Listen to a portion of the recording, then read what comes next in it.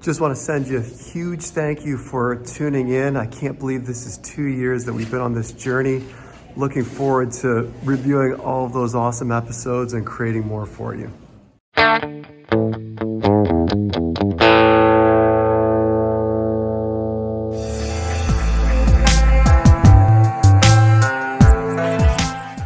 My sole goal was to create a software that can show some metrics, but really focus on benchmarks, right? And over time, we kept listening to our customer, and we want to add this, we want to add that, we want to add this, and it started to get to be a dashboard with a lot of data. To your point, kind of getting a little steered off course to where we want to be. And I think at the end of the day, whenever somebody comes into our booth like you did, or I have a conversation with somebody, I always ask the question, how are you measuring your practice performance, right? And I get the standard answer sometimes, well, my accountant tells me I'm up. Well, then my answer is, well, great. What does your accountant really know about your business, in its entirety? And then I go, well, what would you contribute to that growth? What is good growth? Is 10% good growth? 15? Do you know what you did last year? What were some peak months? So these are all questions that I think doctors like yourself also knew that they needed an answer to. I think you are obviously more inclined with your metrics, obviously. But I think where it's evolved is that we try to keep it simple, with the metrics that we're showing to make it easy to understand. Because what we found out is that we know without a shadow of a doubt when it comes to measuring, and it's tough. Let me back up for a second. There are products out there today, third-party products that you can buy, and you can see the direct benefit from it. Like if it's a patient reminder system, that's easy for a doctor to understand, right? Mm-hmm. Because they know if they get a patient coming back into their door, that's an opportunity to make more money. You can't really argue with that. Look, I can sell that all day. It makes complete sense to me. Companies like Weave, companies like Verify. I mean, you can see the direct impact on your bottom line. And with Analyze, to be honest, it's tough sometimes to always look back. You can see the metrics and you can see improvement. Can you necessarily contribute that to Analyze? In regards to a practice, we are a tertiary care center. We're a 3 ophthalmology practice with 6 optometrists, and we have OD resident as well as a MD fellow that's with us on a yearly basis, and then we also take some students as well, so externships. And our real belief is that we're an extension of our referring optometries network. Like our referral optometrists, if they need us for something involving anterior segment disease or glaucoma, we want to be available for them.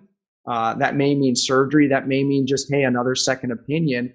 And then once we have answered that question, or once we've done a surgery, our goal is to get those patients back to our referring optometrists. And that's worked really well for us. For us as optometrists within Vance Thompson Vision, I love it because I get to practice at the highest level possible for optometry. And the ophthalmologists that I work with really allow us as the optometrists in the practice to run the clinic. They want to spend their time in surgery, and so they don't even have a clinic schedule. The majority of their time is in surgery. And what we're doing as the optometrists in the practice is we're getting patients either prepared for surgery, or we're doing some of those glaucoma evaluations, or we're handling some tough anterior segment disease. And it brings a lot of joy to me to be able to do that. So they place a lot of trust in us, and it works well because it allows our patients to get into surgery in a timely fashion. Mm-hmm. They don't have to wait months upon months to get in for surgery. They can get in typically within 2 weeks because our schedules aren't bogged down and our surgeons aren't bogged down with having to see a tough schedule. That's what the optometrists do, and it's worked really, really well for us. So walk us through what that means. So how did you develop a referral network? What were the things that you did to develop that referral network? And how do you kind of feed that and support that network, because they're still referring to you, right? They are, and I think that they're also wanting referrals, for cataract surgery or cross-linking, or even retina procedures if you're seeing retina or glaucoma. And I think that the referrals need to go both ways. So I try to leave things out of my scope on purpose, even though I trained, I was at Bascom Palmer training in glaucoma for a year. I don't want to do it because I want to leave it to someone else. And what I do is I constantly reach out to these doctors. I maintain relationships with them. I have dinner with them. I have lunch with them. I constantly refer them patients. I even like bring them goodies sometimes. It's not bribing, it's really just maintaining a Sure, relationship. it's thanking them, right? It's thanking them, not bribing them. Yeah. And it's just kind of maintaining a good relationship with these people. And then I think that doing a residency where I live actually helped me kind of get my foot in the door, just by knowing some ophthalmologists. I was training with some ophthalmologists who later opened up their own practice in this area, or who knew or introduced me to other people in this area. And I've maintained relationships ever since. So 9 years later. I think you brought up a few kind of really, really interesting things. One, right off the get-go, you're partnering with somebody. So you're sharing a lot of that risk, but you also are both very aligned. You're both sharing what sounds like to be a full-time practice or practitioner schedule. So you're both saying, hey, I'm going to devote 2.5 days a week to patient care, and then some other percentage of time towards admin. Like, did you guys just divvy that up and say, well, hey, I like doing this, I enjoy doing this? Or did you guys really kind of split that up 50-50 and say, hey, let's work on the marketing together. Hey, let's work on HR together. Like, how did you guys divvy that up initially? Yeah, I think it was a combination of things. I think, you realize certain strengths and things you have an affinity for, or a knack for, that you might not have even been able to divvy up on paper before you did it. I mean, I think especially in, you and I, when we went to school, there was some practice management training, but nothing really prepares you for being a business owner and an HR manager, and sometimes a plumber and a janitor and everything else that goes into that. So we did things that I think on the financial side allowed for some checks and balances. I paid the bills when she'd reconcile the checkbook, or just different things like that, where we both were able to keep a pulse on the business, and not that there were ever any trust issues, because we really have not had any of that, but it just allowed us to kind of check each other in a positive way, to make sure nothing was getting out of line or out of turn. To this day, one of us does payroll, one of us does, other things. And we definitely divide and conquer, not to duplicate efforts. 20 years together, it really is a marriage. And you have your good days and your bad days, and the days that you just, it all goes smoothly, and the days it doesn't. And you just keep in mind that you're all after the same goal. You're all on the same team. So Mick, tell us, you have this interested perspective on profit. So lay out for us what you see as the traditional kind of perspective on profit, and maybe a new way of thinking about it that could make us better business owners. Yeah. So, as I said, most of us have very little, if no, business acumen training. But even if you attended 8th grade economics class, you probably remember learning the concept of profit and loss. So money comes into a practice, and we spend money to generate the revenue to come into the practice. And then hopefully we don't spend more than what comes in, and what's left is called profit. That's the general accounting principle definition. That's the government's formula called GAAP for profit. Revenue minus expenses equals profit. The problem with that model is that's a very accountant-oriented way to look at the finances of our business, because we don't take into consideration the human element and the human behavioral impact of money. And the fact that we all have a slightly different money personality, and the way we manage money, the way we think about it, the way it plays a role in our lives is different for all of us. And so those behavioral tendencies often influence how we run a business, because we're not dry accountants. Our DNA is to be an optometrist, and so spreadsheets and budgets and balance sheets don't work for us. Right. What does work for us is the existing human behavior that we have. One of the things is they teach us is how to pool your own personal resources, and I think that and I'm sure you can attest to this, over the years of being involved in the AOA and the academy, we developed these relationships with practitioners all over the country, and being able to tap into different people that, are really good, maybe someone that you can kind of fall to if you have a clinical question, or someone you could to tap into if you have a business question. But even outside of the optometry world, like friends that are in finance, friends that are in marketing, and just being able to understand your network and how to be able to effectively utilize your resources. And this is not anything that you have to dig into your pocket with. If you take like a step back and think about it, you probably have access to a wealth of information that you may not be tapping into, which is extremely important. And as a doctor, I mean, you've had years of interactions with people, whether on your professional career, while in school, and these are the networks that you really need to tap into to be successful. I believe. Yeah. What are some areas that from that you've taken away and you've looked to within your own network? Can you think of an example of how you've used that since learning more about it? I think the financial piece, really understanding, because I mean, I got the eye doctor piece down, but I think understanding things like balance sheets and understanding things like, income statements, like that has been huge. Another thing also has been HR, just understanding different ways that you have to, how you should interact with your employees, legal concerns with that. I just kind of going through my network, I found someone that's in charge of an HR division of her company, and I didn't even realize that, and so many of the resources that she's been able to give me have been extremely helpful. Do you do something to kind of weed people out before they come in, or do you try to open the doors for everybody right away? You absolutely nail it. I love that you do that. You bring them in, you see who shows up, and you kind of take it from there. What You're halfway there. If You're halfway there. So what we do is we apply and we put the position on Indeed. Every applicant that comes through, I have a set question list that I actually send to everybody. Don't even look at the resume. Yeah. I send it to every single person. Right. Probably about 20 to 30% actually reply and answer the questions. But those are weed out questions. Then I go ahead and I actually will either schedule or call and do a phone interview with them. If they don't answer, I text them. What kind of questions are those, Ryan? Yeah. So I asked them, we have 2 offices in Charlotte. So I want to know, like, hey, we have offices at North Lake Mall and at Concord Mills. Are these reasonable locations for you to commute to? Is it something you think that you can make it to on a daily basis? Seems important.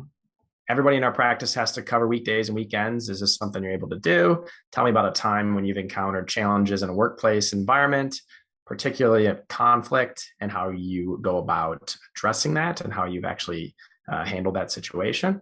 And then I want to know like a baseline rate range. What are you looking for or expecting from a compensation package? Give me the range you're looking for. Yeah, otherwise it's a waste of time if they're waste of time for everybody. $7 more. You nailed it. Yeah. And so I use those things to weed them out. And then I go ahead and Indeed, I actually just favorite them or just add them to like the yes list. And then I will try to reach out to them. And not everybody answers and everybody replies back to the text. But the ones that do, those are the ones that make it to the phone call stage of the interview. And then after that, I bring them in for a scheduled shadow. And you started utilizing virtual people in your practice, which I was a little nervous about years ago because of the safety concerns and how does this all work out? Tell us a little bit about how you have started working virtually with people and how they're helping make you a better doctor. Yeah, so it's been one of the best decisions I've ever made in terms of improving my clinical care to patients and getting time back, which is our non-renewable resource. And one thing that we do is I have a virtual assistant who is from the Philippines. And when you hire these people, the one thing great about them is that these are professionals. So when we hire some of our techs and some of our opticians, some of them are not professionals, right? Mm-hmm. What I mean by that is some of them don't show up to work on time. Some of them, maybe are not all in, and some of them are in, but there are some challenges there. But when you hire some, in my situation, Philippines, who are a professional nurse, professional pharmacist, professional therapist, that's their background before I hired them. they're professionals. And what we do is we hire them and we pay them an extremely high wage for their standard of living. And so they're very pleased and happy with it. And this is their profession. This is for real for them, not just a job that they're hopping from temporarily. And these guys are great. Let me unpack that for just a second. So, yeah, I don't mean to diminish the team that I have. We have in YouTube, we have incredible people that work for us. We've got this core group of people that have been with us through COVID, but then somebody moves and, we have to bring in somebody new. And, these people don't go to optometry technician school for 2 years. They don't go and learn about front desk for, 3 years before they come to work for us. We're in optometry, we're hiring people, all across the board. And, these people may have never worked in a professional setting and they don't know. And you kind of have to train them how to be an adult. Some of these people, you have to train them the importance of showing up to work because, maybe they worked at another facility where it was okay to not show up to work one day or another and somebody was always covering them. And so we just are struggling with that across the board in optometry. We don't have a dental hygienist school. We don't have, dental assistant training programs. And so as Tom pointed out, these people that are being hired as these virtual assistants, they tend to have a professional degree, many of them.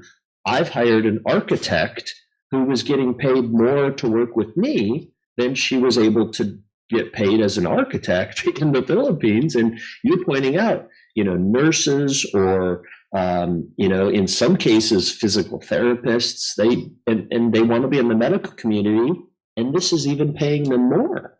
So is it the problem that people don't know what being a salesperson is, or is the problem that they don't know the products? I know those are hand in hand, but yeah, they are quite a bit. But I would say the biggest problem is that people don't know the art of sales. Is the biggest problem. Many in our industry will know the products rather well. They can often speak to the products, speak to their favorite products or the ones that they know that work well for patients. But rarely, one of the art of sales things that we talk about is being able to translate that to a patient. So you might know that this corridor and this progressive and this fit works really great. Your patient does not care about that. They care about how it's going to work out for them. They care about the experience. And so, a lot in the industry will talk about, don't sell features, sell the benefits. We go even further than that, where we say don't necessarily sell the features, but sell the experience. What is your patient actually going to experience? And when you're able to talk about that, it really helps to get away from all of our lingo and all the technical things that we have learned that we try to not necessarily impress our patients with, but, speak to them about. And it's basically like speaking Chinese to them. Yeah. I think that is kind of what we're stuck in the medical community doing, is we're stuck telling people the problem that they have. And to explain the lack of experience that patients have. And then we've spent all of our time doing that when we come to the solution, we kind of braze over that. And so this is what you need, right? Right. Rather than explaining how this is what you need and this is why you need it. How do you guys handle and manage that? Sure. Yeah, it's very much a dynamic process, just like anything in healthcare, right? And we certainly don't want to tell our doctors how to manage patients from a therapeutic standpoint, right? We want them to rely on continuing education and stay abreast to all the new treatment protocols. But we ourselves have to do the same so that they can kind of look to us as guides and resources if we need to provide that information. But we certainly are revisiting our protocols. I know you said you didn't want to use that word, but our approach, if you will, every 6 months or so. And the other thing is, we're mainly focused on sort of like the pricing and the logistics of the clinical care rather than the clinical care itself. Because we, like I said earlier, we don't really want to tell doctors how to practice, but we certainly want to make it easy for them to treat myopia, for example. If your patient or if a doctor wants to do MiSight lenses, how much are they going to charge for the lenses? How much are they going to charge for the follow-up visits? All these questions are questions that we need to answer and lay out for our doctors. I think the good thing too with establishing those steps, the protocol, so to speak, are you provide the doctors with the technologies that you want them having access to. So for example, if you want like a certain lens, okay, let's make sure that we have access to it. If there's a certain technology that's required in the dry eye space, okay, let's make sure that we have access to it in those offices. I think that's really, really an interesting.